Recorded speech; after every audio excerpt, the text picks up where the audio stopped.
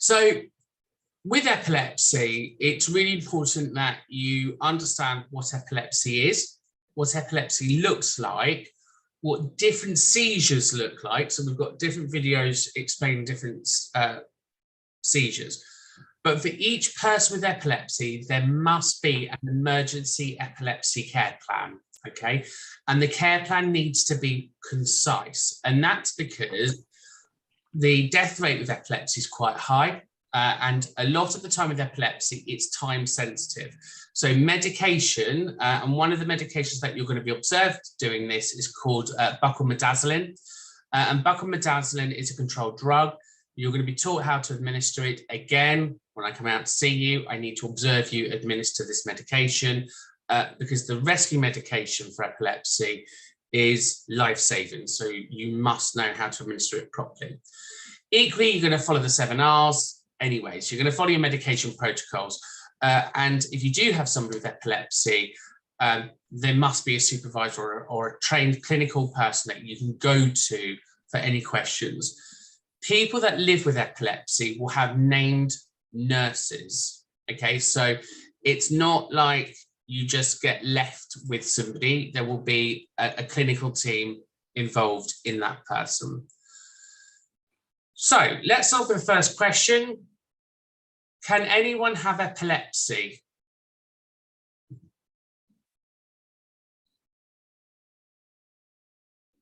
Yes. Yeah, so we are all prone to epilepsy. We all have what's called a threshold. Now, I didn't know this until last year when my son was diagnosed with epilepsy, so I'm a bit of an expert in this subject now, but we all have what's called as a seizure threshold. As we get older, our seizure threshold becomes a bit higher, and therefore we become a bit more resilient to life. What do you think can lower your seizure threshold?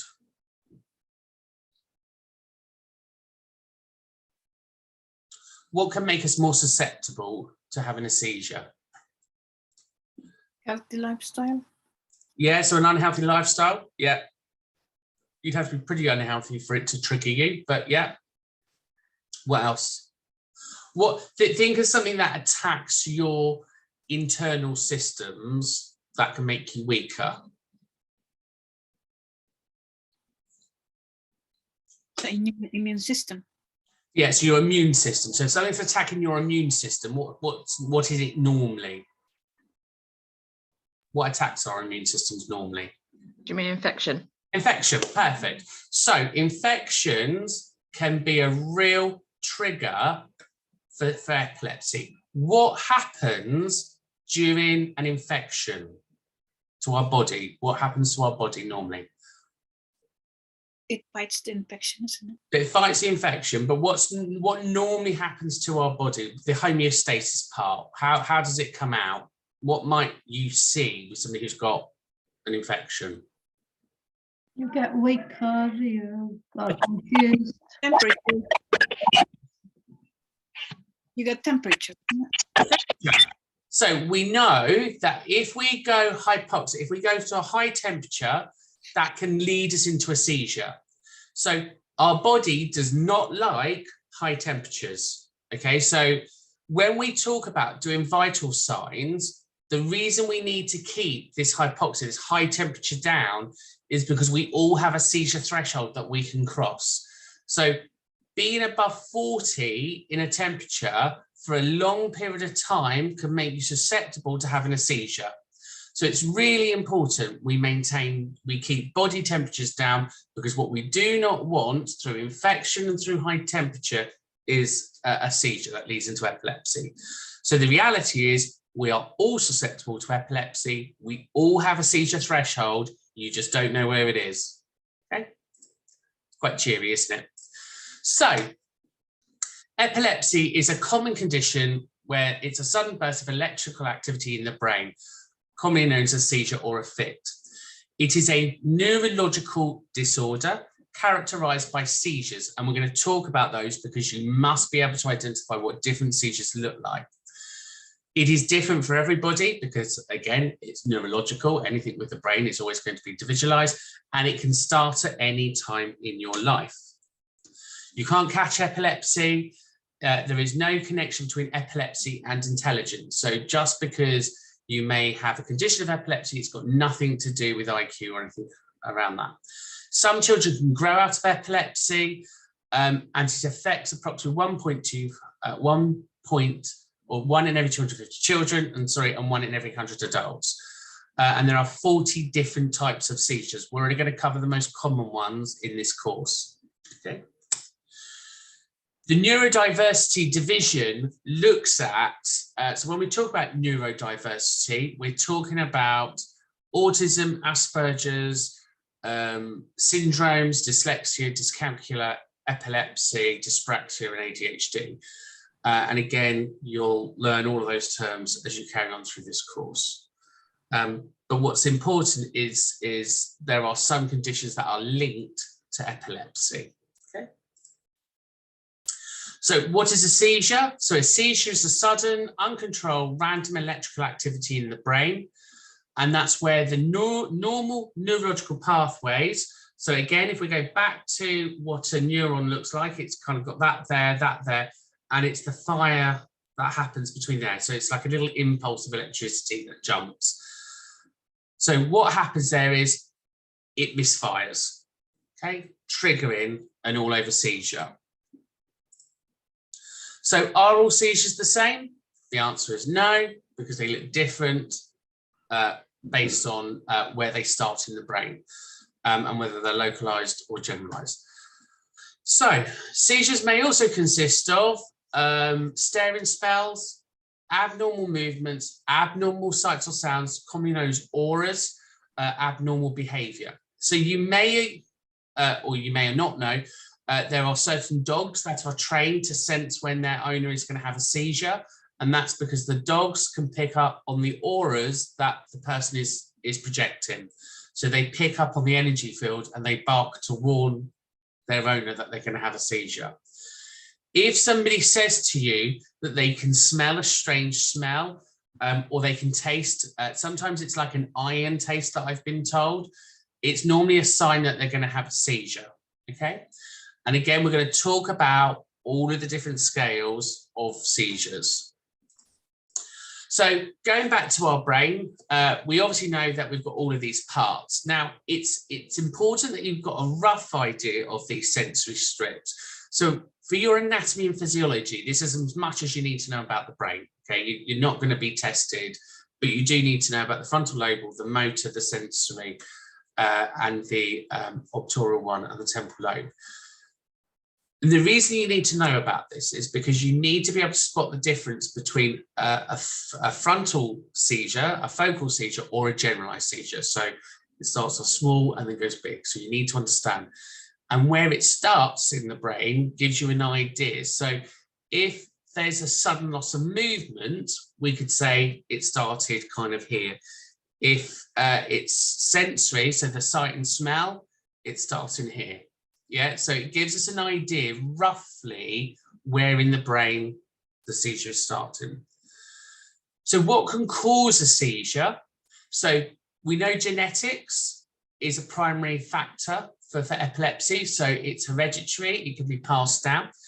We know a stroke can then trigger seizures. So if you've had a slight bleed on the brain, very much to that dementia thing, the blood will stick to the brain. The blood needs to dry out, so they do it two ways. They either can do surgery to remove the bleed, or alternatively, they leave the bleed to dry out. The problem is, as the bleed dries out, it causes this calcification, and that can cause seizures until that calcification is gone. The medication that's used, there's one called levastatin, which is called kappa. It's an easier drug to say. It removes the calcification as well. So there is a medication for that. Brain trauma, severe head injury. So again, you know, we really need to be looking after our heads a lot more, don't we? Drugs and alcohol misuse, an infection, which we've already talked about, and then lack of oxygen.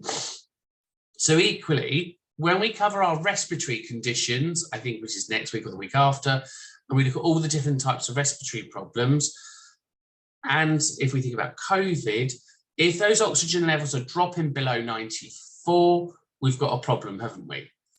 Normally, if it's dropping below 90, we have a severe problem.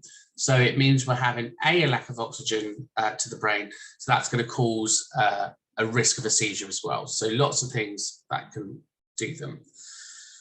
To get a diagnosis of epilepsy, it's not that straightforward. So doctors generally can't diagnose it. It normally has to be done through neurology. And you have to have 2 or more seizures for it to be considered as epilepsy. And again, the NICE guidelines for our evidence-based practice says it needs to happen in a certain period of time. There's no single test, and it's not based upon history. It's based upon the neurology observing these. So if it's the first time that you see somebody having a seizure, it's useful to video that seizure, because if neurology can't see it, as they observe the seizure, and you'll see in a minute when we watch some of these videos, you'll understand why neurology need to observe it to be able to call what it is. There are some tests that can help. So you've got the EEG, the MRIs, and other genetic stuff, but we'll talk about those in a second. They can help, but they're not the single cause for diagnosis. So the MRIs are the magnetic imaging, and that's where you go through those tunnels. You have the screens, and obviously it takes a picture of the brain. And as it's doing that, it sends impulses in, and it's looking for the fire and those signals, the neurons triggering, and it looks to see whether or not that's the problem. The EEG looks at, there's patches on the brain connected, and it does like a graph. And from there, it can pick up how quickly the brain is firing. Okay, so our brain should all be firing at certain ranges. And again, the electrodes attached to the brain gives us an idea of how quickly we are firing or not firing. And then finally, a brain scan. So you can see here, there's a brain scan. And when I saw my son's, you could see that there was a bleed on the brain. So he had a stroke, but you could see that around the brain. So it's quite easy to pick up from a brain scan if there's been a head injury or something that causes the seizures to happen. So treatments for seizures, this is the bit where you will need to have that awareness, include the AEDs, so the anti-epileptic drugs. There is a lot of press around AEDs. I don't know whether you've heard of the drugs of sodium valproate. No. So in women, there was a massive scandal around sodium valproate and pregnancy, because women were being told to take sodium valproate, but it was causing stillbirths, and it was causing a lot of problems during pregnancy.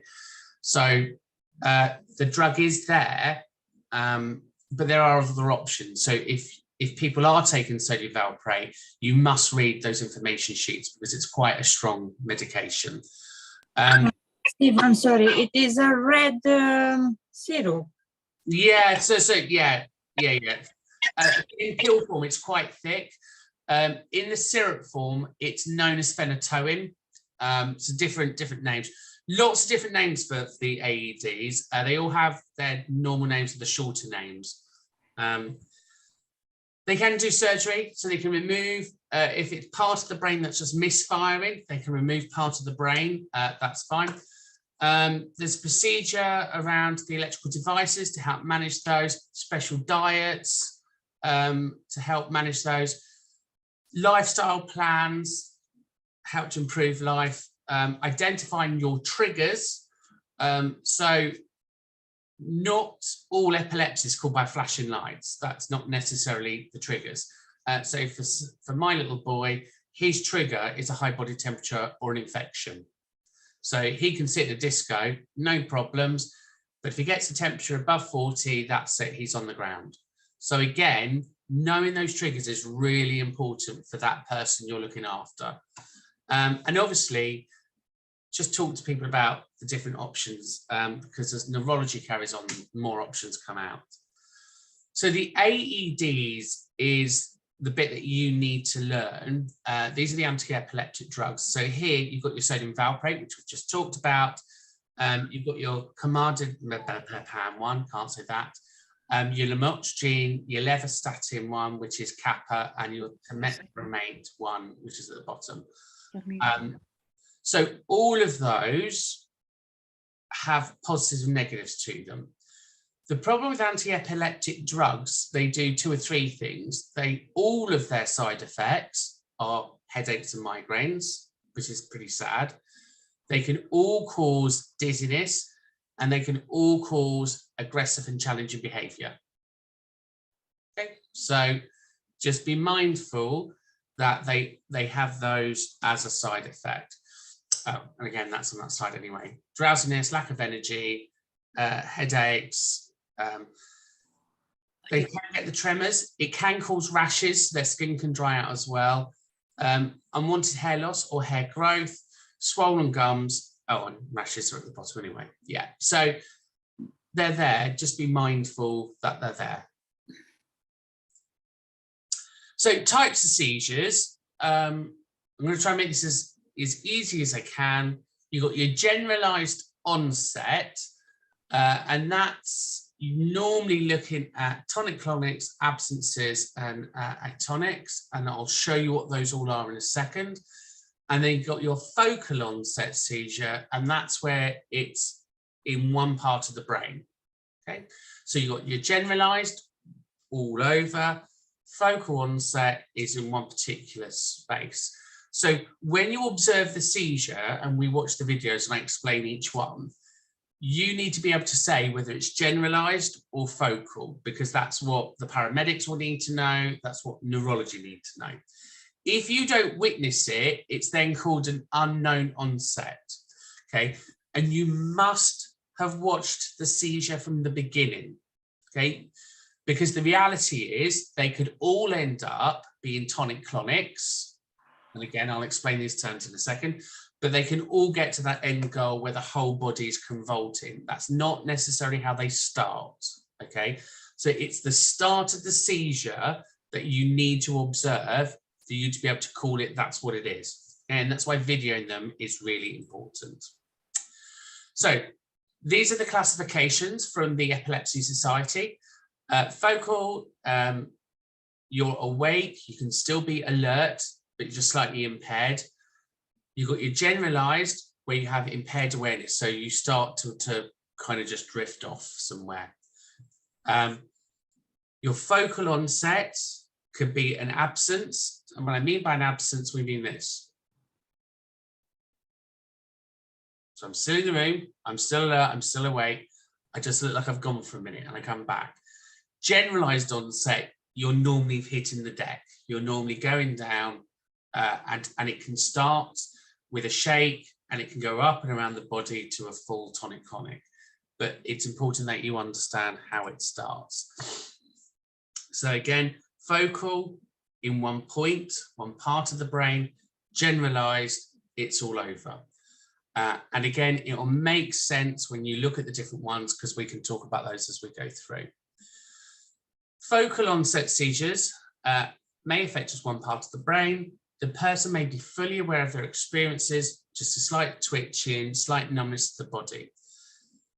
The reality here is so many people are told they're out of seizures when they're not, because they've gone to focal. So if you're watching somebody, what you need to do is you need to look at the eyes. And if the eyes are flickering, they're still in a seizure. Okay, so if the eyes are shaking, they're flickering, and we're talking about the eyeball going up or down or just moving, they're still in a seizure. So even though the whole body may have stopped shaking, you still time it until you are convinced they are out. When somebody comes out of a seizure, talk to them. Just get them to cough, get them to say something to you, watch them, okay? And then that will tell you that the brain is back, the consciousness, and they're alert, okay? They could still be absent and they could still be talking, but maybe it's a bit gobbledy. But their lips smacking. Or you might hear some grinding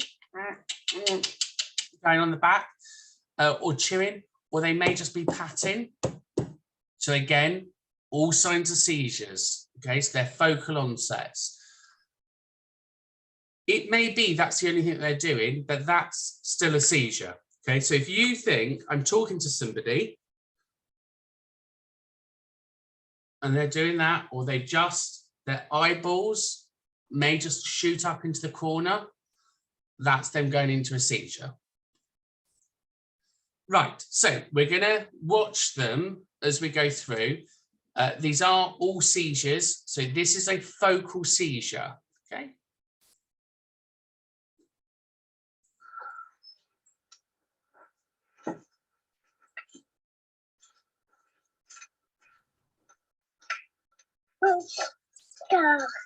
Bounce high.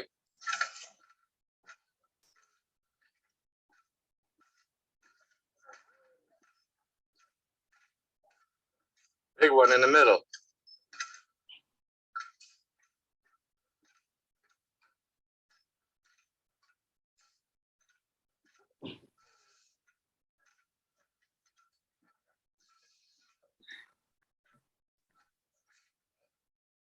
Big one.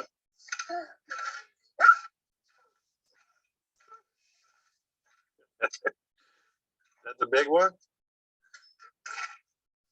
Okay, can you see? So he's still alert. The eyes have rolled.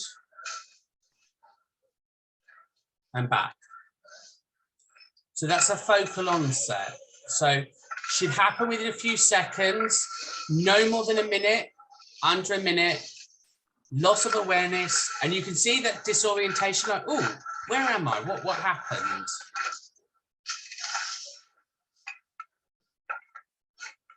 Okay, so he had one come out of it and he went back in. So that's called a cluster. And he goes back to big one. You did a big one? Okay. Any questions there? So that's what a focal seizure looks like. Any questions? No? No, it looks really dangerous for children. Like if with be no protection, they will probably hit something else. Absolutely. And that happens. And therefore, it's not the epilepsy that's the problem. It's the trauma, the damage that happens because of it. So, for example, children go down flights of stairs. They fall in front of cars. It can be incredibly dangerous because they just lose that what's going on. Yeah. So it's really important. Focal seizures are quite dangerous because obviously they don't know what they're doing during that time. They lose time and space. That's what's happening there. You have to be very expert to see when it's starting. Yeah, but you do see because you stop and you're like, you know, because if you were active and you just stop, it's the eyes that you're looking for. Look at the eyes. And when you do your neurological assessment, so when you've got your pen torches and you shine your torch, you're looking for the pupils to be around 2. If you shine it and that pupil isn't reacting, they're in a seizure because the pupil should react to light. Obviously, if the pupil isn't reacting to light, it's because neurologically there's something going on. So they will lose their balance automatically. Not on a focal seizure. Not on a focal seizure. Okay. So focal seizures, they just stumble around a bit. I mean, they may fall over, but they don't. It's not because of the seizure. It's just a bit of spatial awareness. Okay. Okay. So, under generalized seizures, we call them tonic clobsises, absences, the myoclonic one, tonics, and atonic. Okay, so they're all different types of seizures, but they're all classed as generalized seizures. So we'll have a look at some of those. So an absent seizure usually occurs in children. It is just that blank stare. They generally last for a few seconds. It looks a bit like they're daydreaming. Look for the eyelids flattering. The head may drop, but it comes back quite quickly. Okay, so with my little lad, when he goes into a seizure, he can be fine 1 second, his head will just drop and his eyes will just roll. But then he comes back as quickly as he's gone. Okay, so we'll show you what that looks like in this video.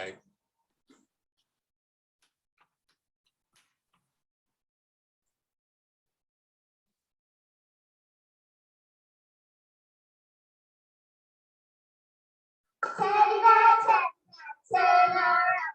Teddy bear, touch the ground. Teddy bear, show your strength.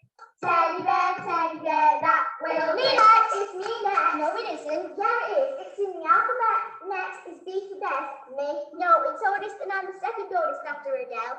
Isn't that right, Adele? My birthday's after yours. Yeah? Am I not next? No, you were sure said you were chasing Jack Garrett. With the rope tag.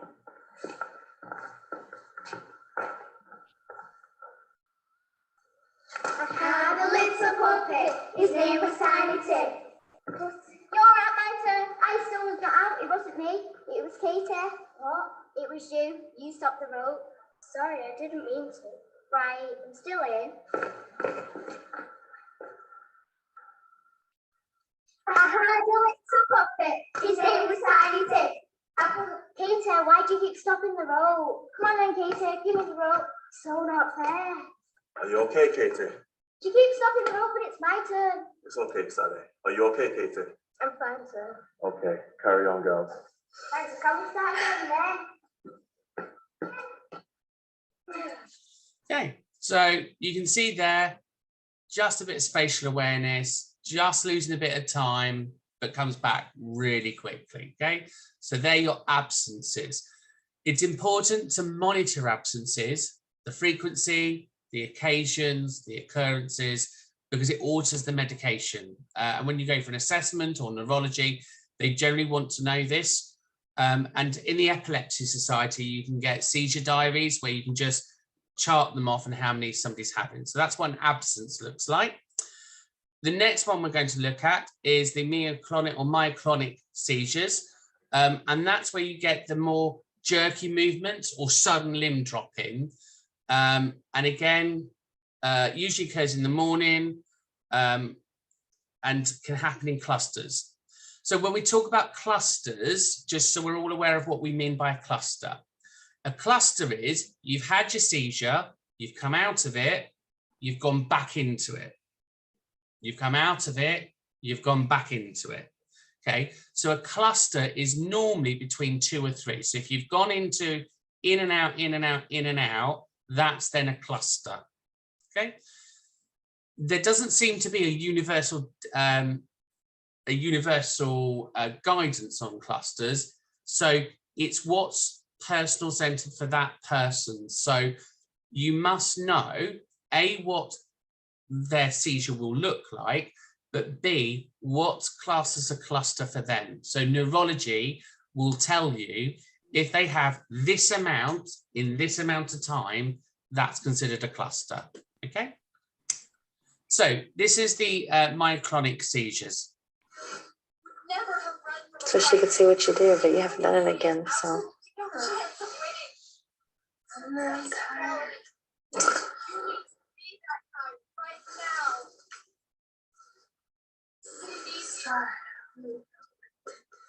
Just watch TV.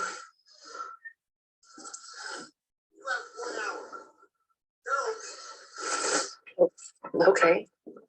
Now you can do. Okay, so you could see there, still conscious, but it's the whole body shake that goes with it. So you've got an absence, I'm just staring. So to the myoclonic one, I'm awake, but I'm almost convulse and shake when I'm awake. Okay. Any questions on that one? No. So the third one then is the drop attacks. So the atonic seizures. Now these are the more dangerous ones. So this is the one where it's complete muscle loss and they just hit the floor. And these are the ones where if you know the patient is a sudden drop attack person, they should be having headwear. They should be wearing those head braces because obviously it's really dangerous. They can just hit anything. They tend to go head first, which is, I don't know why that happens, but they always seem to go head first. They lose consciousness for a few seconds but normally go back to activities afterwards. The problem is you then got the head injury to deal with afterwards. So this is what a sudden drop attack looks like.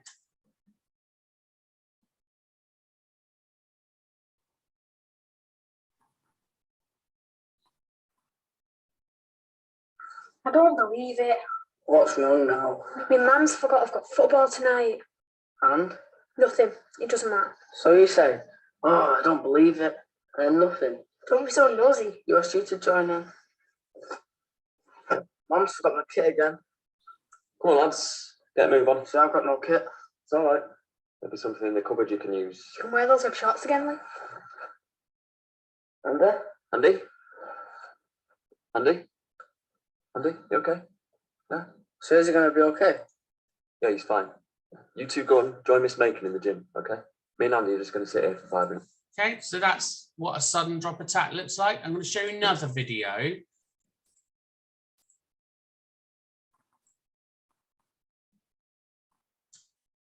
So this is a sudden A drop feature of attack generalized seizures with a tonic. is their rapid This onset, is a shake. often appearing instantaneous. Tonic seizures, where all the muscles of the body stiffen abruptly, occur without warning.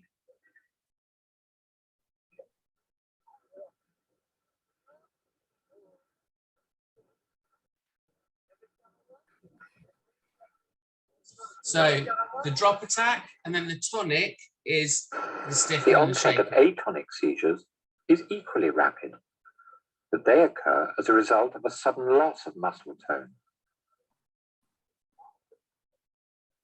Okay. So again, straight down, that gets up again. Although an atonic seizure is quite short, with rapid recovery, injuries to the head and face are very common because of the nature of the fall. Here's another example of an atonic seizure, where the cause of the fall, complete loss of muscle tone, is clearly visible.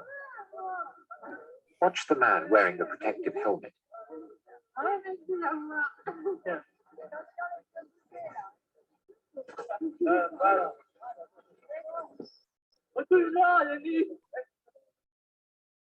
Okay. So that gives you an idea of those sudden drop attacks. So either complete muscle or just the head, but all part of the drop attack stuff. So if somebody has a sudden drop attack seizure, more at risk of the head injuries, generally comes out of it reasonably quickly. So if they don't, then you're probably going to be concerned about the head injury and levels of consciousness. Equally, should be within the minute. So anything that's going over the minute, it's a real problem. So all epilepsy, you need to have your watch to hand. Okay, so any seizure that you witness, time it. Okay, timing is absolute key to epilepsy management. Okay, so looking then at tonic-clonic seizures. So again, we're going from the stiffness now into the whole shaking around the body. Normally happens in 2 phases, the tonic and the clonic. So we start with the stiffening, then with the shaking. And they used to be called digressive Pau-Maus, and they all had different names, but now they're just known as tonic-clonics. The tonic phase, so that was a tonic sudden drop. The tonic phase is that stiffening, falling to the floor, breathing becomes irregular. They can go blue in the lips, so looks like signs of stopped loss of breathing. Saliva in the mouth, they can dribble. So again, maintaining airways is our primary focus here. They can bite their tongues. So again, we're just maintaining airways. We're not putting anything in the mouth. So we just maintain those airways. And obviously they become incontinent because of the loss of body muscle. They can be either incontinent or doubly incontinent. So if you do go out with somebody who has epilepsy, it is always worthwhile having those silver blankets with you that you can wrap around them just for dignity purposes, because you know it's bad enough that they've had that and then they've got their dignity to be worried about as well. So I'm going to show you a video of what a tonic-clonic looks like, just so you're aware of those. But again, the clonic phase is the short rhythmic jerks.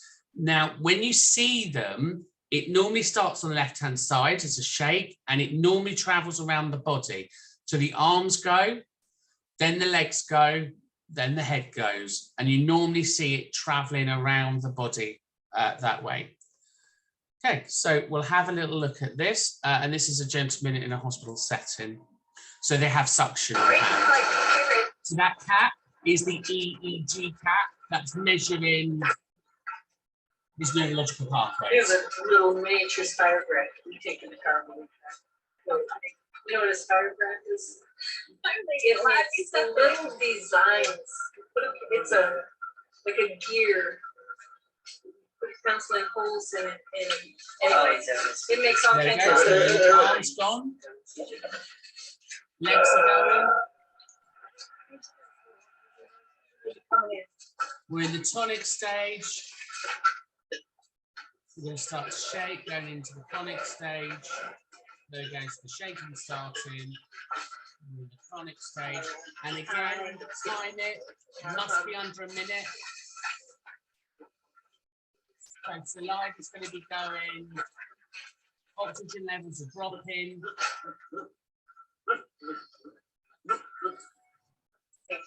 So maintaining nice and calm, 5 litres of oxygen, just to maintain the oxygen. And what you find is, because you can't put it on them, you can put the mask over their face or under their nose, and they still get enough oxygen in there. Again, maintaining that airway, suction. There you go, it's coming out. Going down, and then restore back to normal. Now, after a tonic-clonic seizure, it is normal for them to go into a sleep state, and that's where they sleep it off. And they can sleep anywhere between 20 minutes and an hour. Okay, any questions on that? All looks a bit scary, but once you've managed one or two, it's generally straightforward. Yeah, we have someone with tonic and clonic in the house. Okay, so again, just allowing them to have it, maintain that clock, because what you will have, the rescue medicines, and which we're going to look at after break, is how you then manage these seizures from a medication point of view. Okay, so clusters, as we were talking about earlier, can be more than 2 or 3 seizures in a 24-hour period, or 2 to 3, 6 to 8, just depends. More likely people have difficulty to control seizures, more common in people who have rare seizure types, most common in children over 60s, so the clustering. Cluster seizures are a high risk of this status epilepticus. Now, status epilepticus is the worst type of epilepsy there is. It is the most dangerous one, linked to much higher death rates and increased risk of post-itical psychosis. So disorientation and a complete not knowing at all what's going on and massive altered perceptions. So status epilepticus, if you've got that recorded for somebody, you must have the care plan ready. So that's rescue medications, because it's all time sensitive, and they normally go into life support after 45 minutes. So from the start of the seizure up to 45 minutes, after 45 minutes, they're normally put into an induced coma. So it's really important that if you have somebody on a status epilepticus status, you've normally got a 999 pathway card, where if you ring the emergency services, they take priority of the ambulance. So it puts them straight to the top of the list. It also, if you have status epilepticus, you're known in all of the hospitals in your area. So if you turn up there, you're treated as a priority, and you will go straight into a theatre. You go straight into ward, you're not left hanging around. So if somebody has this condition, the status epilepticus, you will have rescue medication. So you'll have the buckle to give, and you'll know it, because if you're going to give buckle, and this is why we're doing this, so you're trained to give the buckle, you can give the buccal medication, you call the ambulance, and be prepared to do CPR. Okay, so that's where we're at on this one. So the post-critical phase is the deep sleep. It can last for a few seconds up to a few hours. So it is common for somebody who has done tonic-clonics to sleep it off. And the way it was described to me is, imagine you doing an intense workout. That's what a seizure is like. It's every muscle in your body going for it. And then obviously you are going to be tired after that, aren't you? So you go into the sleep state. It's important that you allow people to go into that sleep state and you do not move them. So if you're out in the community, this happened to me once in Sainsbury's. I had two gentlemen who both had seizures at the same time, and they had to shut an aisle off for me because he was like, well, can you move them? I'm like, no, I can't. They need to sleep it off, because it can be dangerous to move them, because you can then trigger another clustering and go back into another seizure. So we leave them to sleep. All we're going to do while they're sleeping is put them in the recovery position and just monitor their breathing and making sure that they haven't deteriorated. Okay. So guidelines then for seizures: support padding under the head for the head banging, loosen any clothes, turn them onto their side once the seizure's over. Don't put anything in their mouth. If they bite their tongue, it's not going to be pleasant, but treat it afterwards. Don't worry about it during the seizure. Just try and maintain that airway. Obviously, don't hold them down. And at the end of the seizure, like we said, put them in the recovery position and follow any guidelines. Now, we don't restrain. We time the seizure precisely. So you need a watch with you. If you know somebody's epileptic, always have a watch with you, and make sure you know that care plan. So be prepared to do the 999, etc. Seizure assessment: as the seizure's taken place, so once the seizure's finished, you'll do a head-to-toe survey, your primary and secondary survey, check for any bleeds or breaks, and obviously you'll follow the care plan. Are we calling the ambulance straight when he's having first seizure, or we wait? So it will state in the care plan when to do it. So for example, if it was a first time, they've never had it before, then I would call an ambulance straight away. Normally, you would wait 3 to 5 minutes if, and obviously you'd have the rescue medicines. So after 3 or 5 minutes, you would give your first buccal injection. If that buccal injection hasn't taken, no, even if it has taken, sorry, the moment you give that first buccal, you call an ambulance. Okay? But we don't do the injection. We just call the ambulance. But this is the question: are we waiting for the person to have 1 or 2 seizures, and then? So in their first seizure, if it's lasted more than 3 to 5 minutes, depends on what the care plan is. So, for example, with my little lad, he's 3 minutes. If he has a seizure more than 3 minutes, we do the buccal, we call the ambulance. There are other people where it's 5 minutes, you give the buccal, you call the ambulance. It's if you give the buccal medicine, and we call it an injection, it's not an injection, it's delivered through a tube into the mouth. But if you've given that, you must call the ambulance, because the buccal medication can cause respiration depreciation and it can cause them to stop breathing. So it's a little weird, but the medication we give to preserve their life can also be medication that kills them as well. So it's really important that we follow the guidance. An absence shouldn't be more than it. So if it's an absence or a small drop, they should be up and out within a minute. If it's going over that minute, you're going to start to worry. Samuel, he normally can get you, he'll normally get to 2.5 minutes, and then he stops. And that's fine. Get out of it. Yeah. 3 minutes on that mark, that injection's going in and the ambulance is called, because the next 2 lots of treatment are all time sensitive. So depending on what the treatment plan is, normally you end up having 2 lots of buckles. The problem is you're not allowed to give the second buckle unless there is an ambulance present. because the second buckle can stop you breathing. So the first one can cause you to go into respiratory distress. The second one can actually stop you breathing as well. So you can't give it unless you've got the stuff there.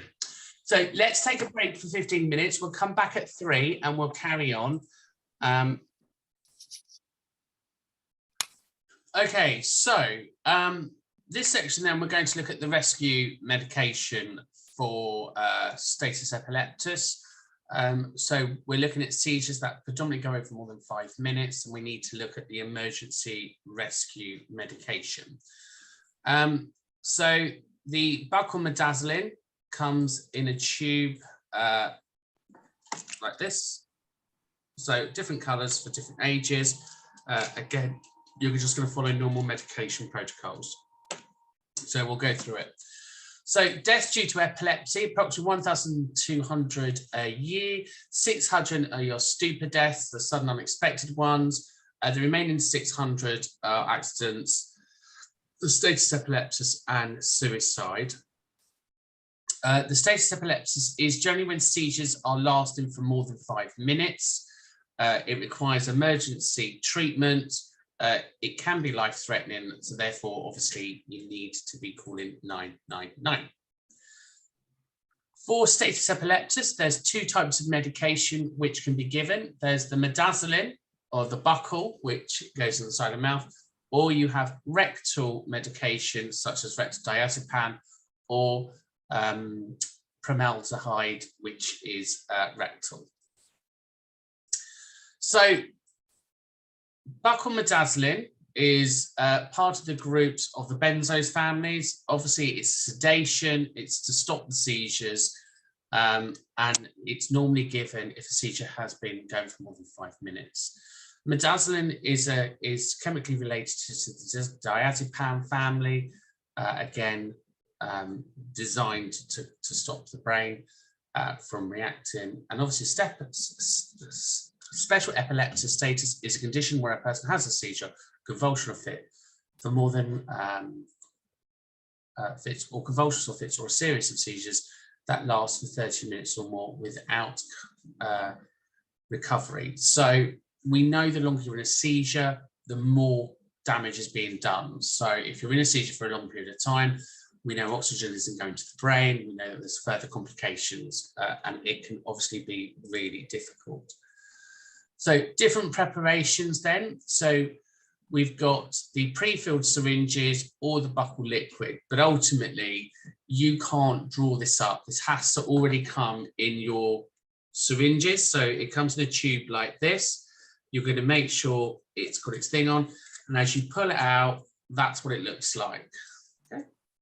So it's not a syringe, it's just got a plastic cap, and that's for squirting in the side of the mouth. Okay, so that's what they look like. So here is the video on how to administer the buccal.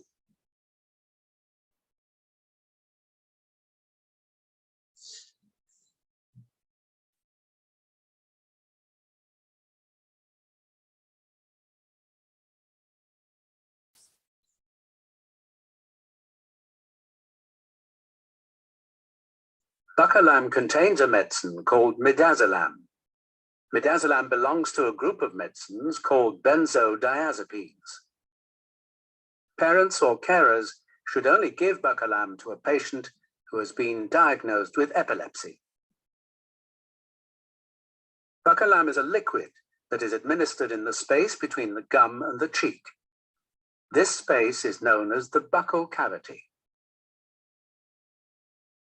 Buccal is supplied in a pre-filled syringe contained within a plastic tube. Each syringe contains 1 treatment of the dose prescribed for an individual patient. Before use, always remember to check the expiry date stated on the box, tube, and syringe labels, and replace the product before it expires. Buccal should not be used if any of the protective plastic tubes containing the syringes have been opened or are damaged, or if the date has expired. It is important to read the patient information leaflet provided in the buccal pack. and discuss any questions with a healthcare professional before attempting to administer Bacalam. Keep the leaflet. You may need to read it again.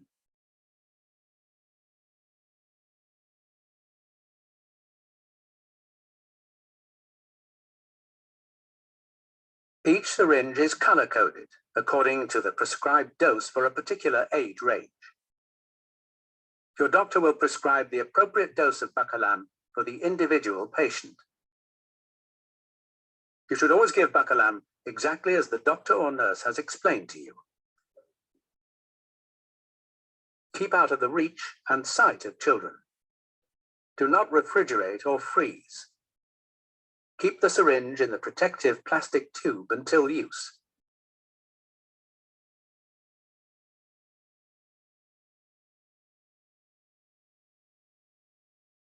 When someone is having a seizure, it is important that you allow their body to move freely. Do not attempt to restrain any movement. You should only move the patient if they are close to immediate danger. For example, deep water, an open flame, or sharp objects. If there are other people around, ask them to stay calm and give the patient plenty of room, and explain that the patient is experiencing a seizure. Your doctor or nurse will tell you how long to wait after the start of a seizure before you can give rescue medication such as Bacalam. To administer Bacalam, cushion the patient's head with something soft. If the patient is already seated, you may find it easier to support their head against your body, leaving your hands free to administer Bacalam. Try to provide comfort and soothing words during the seizure, even if you don't think the patient can hear you. When they come out of the seizure, they may like to know that someone is nearby caring for them. Remove the syringe containing Bacalam from the plastic tube. Remove and discard the red cap from the tip of the syringe to avoid the risk of choking. Support the head so that you can administer Bacalam more easily. Gently pull back the patient's cheek, just enough to put the end of the syringe into the side of the mouth, between the gum and cheek. Angle the syringe to ensure the end is well within the buccal cavity. Slowly press the plunger to release the full amount of Bacalam into the side of the mouth. Don't try to squirt the liquid into the mouth or release it too quickly, as this may result in spillage. It may be easier to give about half the Bacalam dose into one side of the mouth and the other half into the other side. After giving Bacalam, keep the empty syringe to give to a doctor or paramedic so they know what dose is being given. Make a note of the time Bacalam was given and the duration of the seizure. Watch out for any specific symptoms, such as a change in breathing patterns. Do not touch the patient's mouth or put anything in it, including water, any other type of drink, or other medicines to treat seizures, because this could cause choking. It is helpful to loosen any clothing, ties, or scarves around the neck to make the patient more comfortable. A second dose of Bacalam must not be given without prior medical advice, even if the seizure does not stop or if the patient vomits or salivates. Call for emergency assistance. Be calm and stay with the patient until the seizure is over and they regain consciousness. They may be tired, confused, or embarrassed. Reassure and comfort him or her while they rest. For full information on Bacalam, please refer to the patient information leaflet. Okay, so that's how to administer the Bacalam. So again, normal medication protocol, you put it in the cheek, putting it into the cavity and just squeezing it in. And as I was advised, swap in, put half in one cheek, half in the other, and then just massage that in to help the medication get into the bloodstream a bit quicker. So dosages obviously change per age. So children normally on 5, adults 10, but you've got the BNF guidance there that tells you the maximum amount that can be given in a 24-hour period. So you should know those. And equally, you can normally give 2 doses. Like we said, you can give your first dose and then your second dose 10 minutes after. So if the first dose hasn't worked, you can normally give a second dose. However, be mindful that that second dose must be done in front of a paramedic. Side effects for buccal, anxiety, tiredness, and all the other stuff that we've got with anti-epileptic medication, uncommon hallucinations, issues around libido, rashes or urine disorders, and very rare aggression and psychosis. So as we've said, or as I've said on several occasions now, respiration depreciation is high risk with second dose of buccal. So it's really important that you don't give that second dose unless you've got the right equipment and the right resources around you, because obviously it can be fatal. Respiratory depreciation, you're looking for tiredness, daytime sleepiness, shortness of breath, difficulty in swallowing and depression. So problems with administering it, you've got the excess saliva. So if someone's producing a lot of saliva, you're going to need to make sure that you're getting that into the back of the buccal cavity, because if it's coming out, then the medication is going to come out with it. Obviously, the jaws are tense tight. That's where you saw pulling the cheek. Don't put your finger in the mouth because they could chew it. So pull the cheek to avoid that. If they bite the syringe, again, go in along the gum line. So don't put it near the teeth. So strike it along the gum and in. And give before the syringe. Obviously, just put if you have struggled, then just put the whole dose into one side, and just be mindful of it dribbling out the mouth. So, a safety plan for buccal. You should always have a safety plan if you've got buccal. So that's what that looks like, and it'll just basically give you common signs and symptoms of what's happening. It looks at a scoring system. It gives you a bit of advice around doing blood glucose, etc. It gives you some do's and don'ts. So all of the stuff you should be doing, some of the stuff you shouldn't be doing. It gives you the triage numbers of your local neurology departments, because this is where the person's going to end up in neurology. And therefore, it gives you the procedure as well to follow for that particular person. With regards to this particular person, it then gives you the procedure for the whole entire duration. So when we do the care plan, it looks at the worst case scenario. So it goes all the way through. So here you can see it says for a seizure lasting more than 5 minutes or longer, give buccal midazolam 5 mg. Start time for the seizure 3 minutes in. So actually after 3 minutes, you're going to give this. You would then call the ambulance once the buccal has been given. Okay, so once it's given, you're calling the ambulance. It then says here that the parents or the paramedics or the hospital can administer the paraldehyde, which is a rectal medication. So again, that's your second line of defense.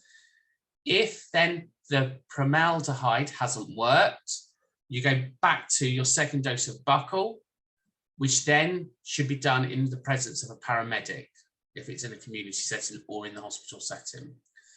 If that then hasn't worked, so 15 minutes later, and the seizure is still going on, you could go for another dose of paraldehyde or an IV solution or an infusion.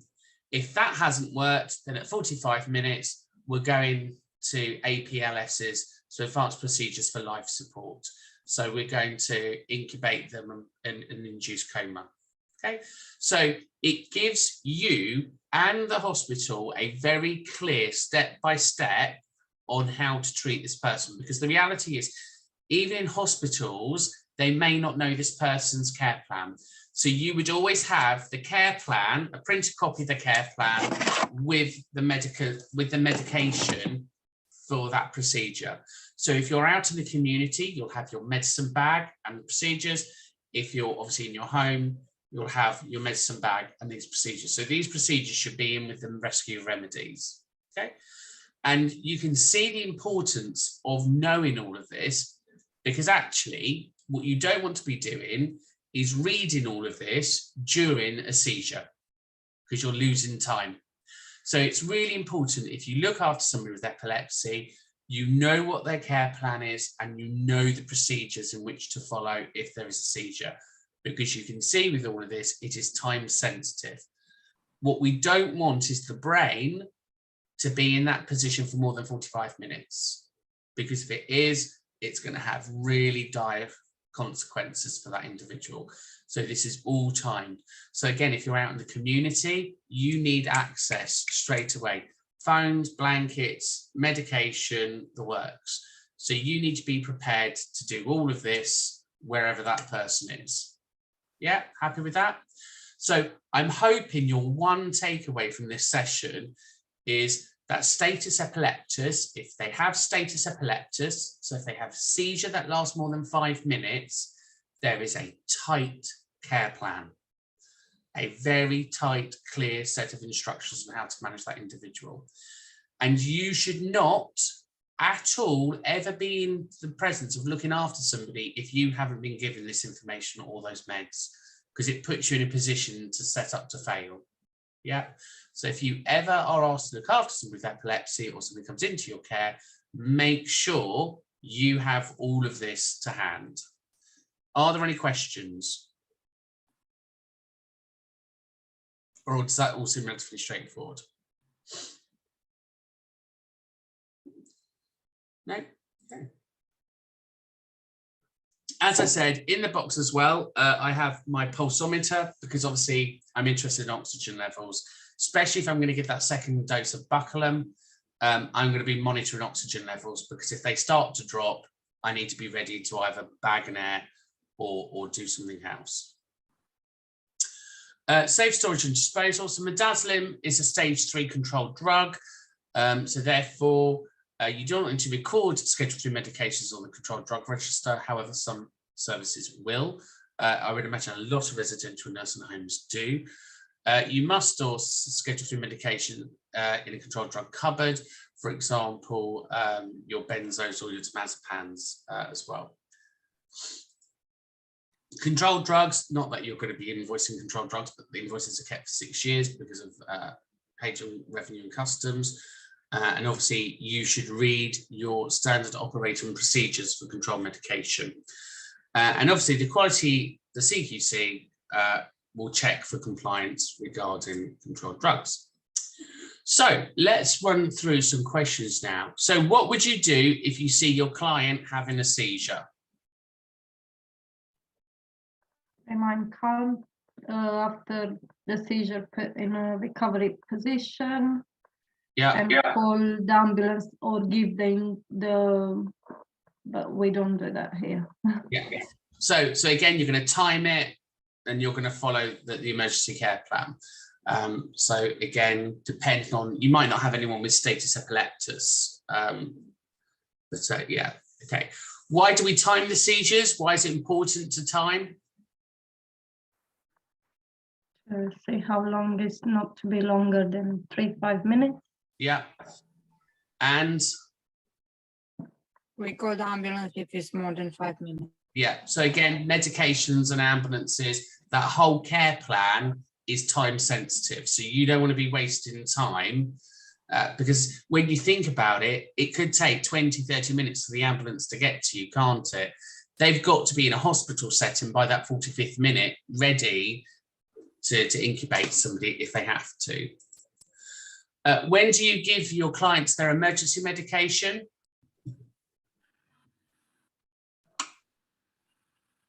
After 3 minutes of a seizure? Yeah, so after 3 or 5 minutes, depending on what the care plan says. When would you call 999 then? After 5 minutes. So after 5 minutes, once you've given 1 dose of this, you would call the ambulance. What should be included on the epilepsy care plan? So what information should be on here? The medication that they have to, how to administer. Yeah, medication, when, and how. Good. What is status epilepticus? It's a cluster of seizure. Yeah, or how long does somebody have a seizure for? Or it's seizures that last for how many minutes? Did we say 5? So it's when people have seizures for more than 5 minutes. Okay, and where should the emergency medication be kept? In the controlled drug cabinet. Yeah, okay, good. Right. So the question is, would you now feel comfortable in managing a client if they were to have a seizure? Perfect. And again, there's lots of recommended reading there for you, just so you can go back and have a little read of additional stuff if you so want to. Okay, are there any questions? Sorry, is Epilim kind of medications for seizure as well? So Epilim is an anti-seizure drug, yeah. So it's normally given to prevent seizures, Epilim. But then you've got your diazepams and stuff, which is normally the rescue medicines. So it just depends on how they're being used.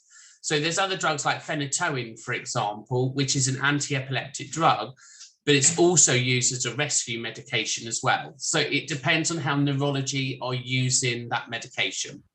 So the same medication can be used as a rescue medicine to stop the seizure as what it can be to prevent the seizure. It just depends. I mean, for example, the levetiracetam or the levastatin, sorry, the kappa medication is normally prescribed for over 4-year-olds, but my little boy is 16 months old.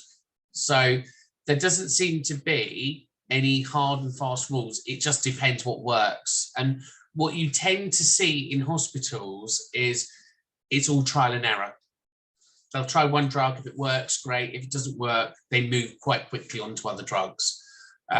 So it's not like you must try this drug for a certain period of time. It's either effective or it's not effective. Yeah, happy with that? Okay. Lovely. Okay. Let's just have a look there. So we've done that one, so strokes.